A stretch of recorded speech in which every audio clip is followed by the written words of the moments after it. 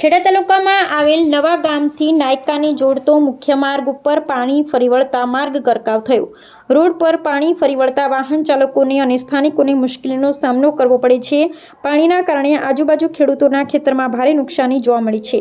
ત્યાંના રહીશોના જણાવ્યા પ્રમાણે રેલવેનું કામ જે થયું છે તેઓ દ્વારા પાણીની નિકાલ થાય તે માટે પૂરતા ગરનાળા મૂકવામાં નથી આવ્યા। રોજિંદા મજૂરીએ જતા લોકોને ભારે મુશ્કેલી ભોગવવી પડે છે। રિપોર્ટ जनता 9 लाइव। नवा गामथी चलिंद्रा नायका आ रेलवेना हिसाबे वधारे नुकसान थयुं छे।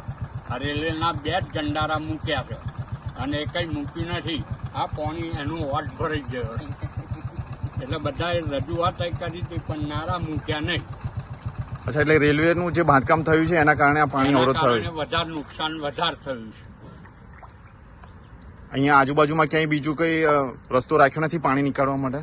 નિકાલ માટે એક જ ગંડારું મૂક્યું છે અને અહીંથી તો એક કઠવાડા આગળ એક મૂક્યું છે। ના રેલવેના હિસાબે જ આ પાણી ભરાય, નકર મારી જમીનમાં તો કોઈ દાડ પાણી ચડતું નતું। એટલે અત્યાર સુધી આવું પાણી કોઈ દાડ બહુ ચડતું જ નતું।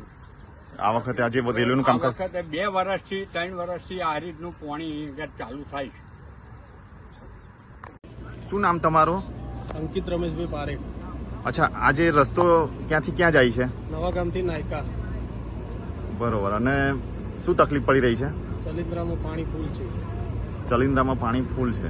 આ પાછળ જે આઈસર આવી રહ્યું છે એ બાજુ ચલિન્દ્રા જાય છે? હા, ચલિન્દ્રા નાયકા 2 રોડ। તો માણસોની અવર જવર માટે અત્યારે તકલીફ બંધ, માણસોની અવર જવરમાં રસ્તો બંધ। બીજું કોઈ ગાડી બાડી ફસાય હોય એવું? હા, તો એક આઈસર સાથે રાતે 12 વાગે પહોંચાઈ હતી ને એક સવારમાં અત્યારે એક ગાડી પહોંચાઈ હતી।